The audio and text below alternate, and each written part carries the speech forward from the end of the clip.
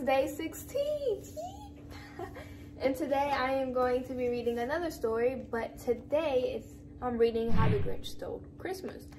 And since I'm reading this story, you know, I had to throw on my Grinch sweatshirt, so let's get into it. Every Who down in Whoville liked Christmas a lot. But the Grinch, who lived just north of Whoville, did not. The Grinch hated Christmas, the whole Christmas season. Now, please don't ask why.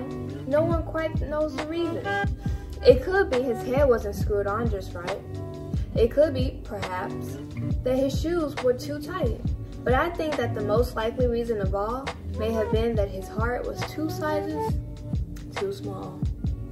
But whatever the reason, his heart or shoes, he stood there on Christmas Eve, hating the Whos, staring down from his cave with a sour, Grinchy frown at the warm, lighted windows below in their town, where he knew every Who down in Whoville beneath was busy now, hanging a mistletoe wreath. And they're hanging their stockings, he snarled with a sneer. Tomorrow is Christmas, it's practically here. Then he growled, with his Grinch fingers nervously drumming, I must find some way to stop Christmas from coming. For tomorrow, he knew, all the Who girls and boys would wake bright and early. They'd rush for their toys and then, oh the noise,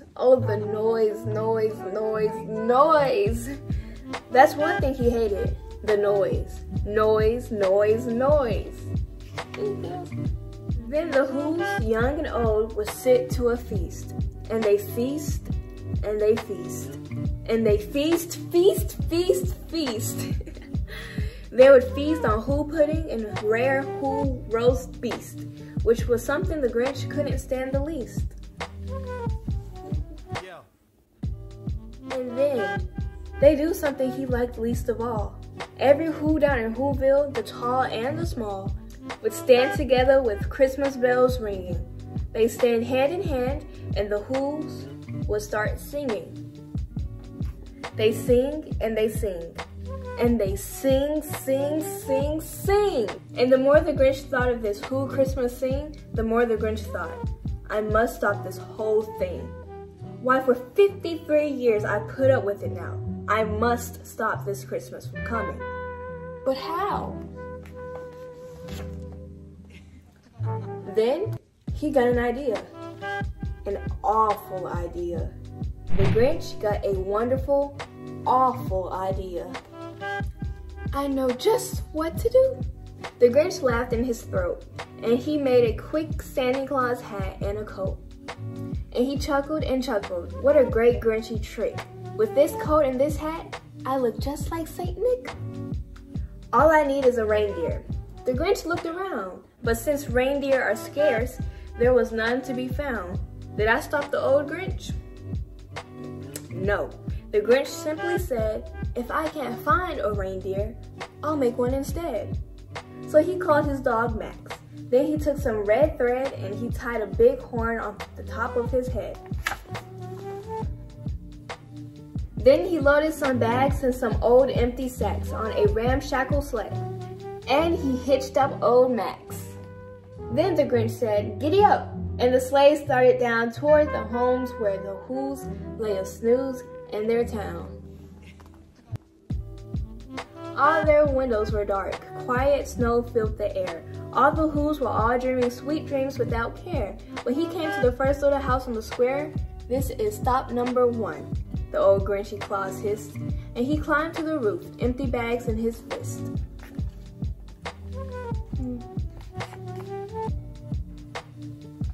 Then he slid down the chimney, a rather tight pinch, but if Santa could do it, so could the Grinch. He got stuck only once, for a moment or two. Then he struck his head out of the fireplace flue where the little Who stockings all hung in a row. These stockings, he grinned, are the first things to go. Then he slithered and slunk with a smile most unpleasant around the whole room, and he took every present, pop guns and bicycles, roller skates, drums, checkerboards, tricycles, popcorn, and plum. And he stuffed them in bags. Then the Grinch very nimbly stuffed all the bags one by one up the chimney.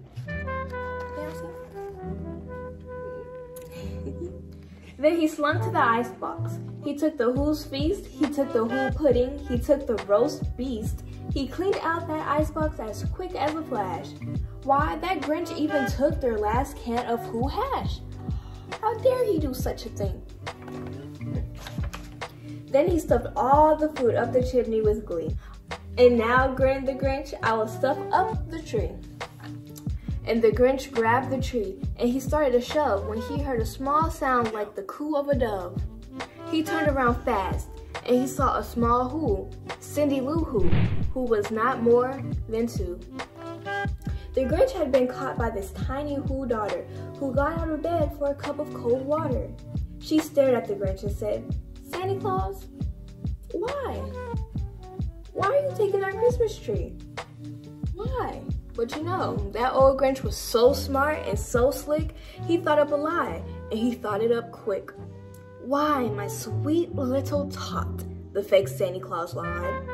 "There's a little light on this tree that won't light on one side, so I'm taking it home to my workshop, my dear. I'll fix it up there. Then I'll bring it back here." And his fib fooled the child. Then he patted her head, and he got her a drink and sent her to bed. And when Cindy Lou Who went to bed with her cup, he went to the chimney and stuffed the tree up. Then the last thing he took was the log of their fire. Then he went up the chimney himself, the old liar. On their walls, he left nothing but hooks and some wire. And the one speck of food that he left in the house was a crumb that was even too small for a mouse. Then he did the same thing to the other Who's house, leaving crumbs much too small for other Who's mouse. It was 15:15 dawn. All the Who's still abed, all the Who's still a snooze. When he packed up his sled, packed it up with their presents, the ribbons, the wrappings, the tags, and the tinsel, the trimmings, the trappings. 3,000 feet up the side of Mount Crumpet. He rode with his load to the tip top to dump it. Pooh pooh to the Who's. He was Grinch-ishly humming. They're finding out now that no Christmas is coming. They're just waking up. I know just what they'll do. Their mouths will hang open a minute or two. Then the Who's down in Whoville will all cry boo-hoo. That's the noise, grinned the Grinch, that I simply must hear. So he paused, and the Grinch put his hand to his ear. And he did hear a sound rising over the snow. It started in low, then it started to grow. But the sound wasn't sad. Why, this sound sounded merry. It couldn't be so, but it was merry. Very. He stared down at Whoville. The Grinch popped his eyes, then he shook. What he saw was a shocking surprise. Every Who down in Whoville, the tall and the small, was singing, without any presents at all. He hadn't stopped Christmas from coming. It came. Somehow or other, it came just the same. And the Grinch, with his Grinch feet ice cold in the snow, stood puzzling and puzzling. How could it be so? It came without ribbons. It came without tags. It came without packages, boxes, or bags. And he puzzled 3 hours. 3 hours? Yeah. Till his puzzler was sore. Then the Grinch thought of something he hadn't before. Maybe Christmas, he thought, doesn't come from a store. Maybe Christmas, perhaps, means a little bit more. It does.